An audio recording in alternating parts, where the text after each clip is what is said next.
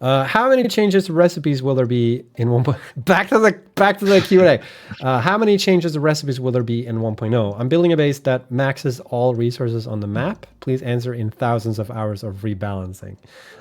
This is yet to be decided because we haven't. It's like on our backlog to check in on the rebalancing, but it's not done yet. So we actually don't know at this point. The only thing we know for sure is that we want to rebalance the recipe for what's it called? The unit, the radioactive unit something. Help me, Chad. What's the name of the one with the beacons? No, not screws. No, the screws are perfect the way they are. RCU, uranium fuel unit. That's the one. Yeah, the alt for the uranium fuel rod. So,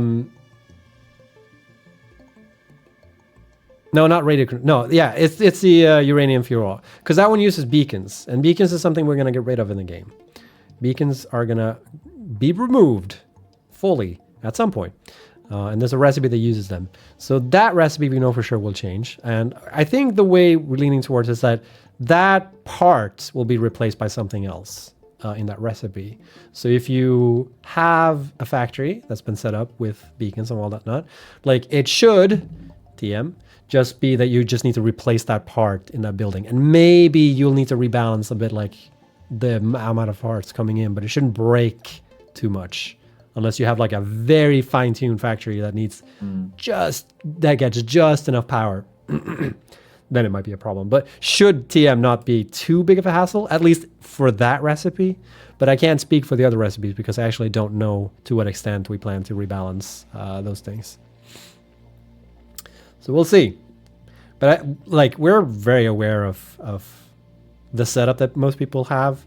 So like when we do fine tune these things, I think we're very cautious as to like what we change and whatnot, and like not try and screw people over too much.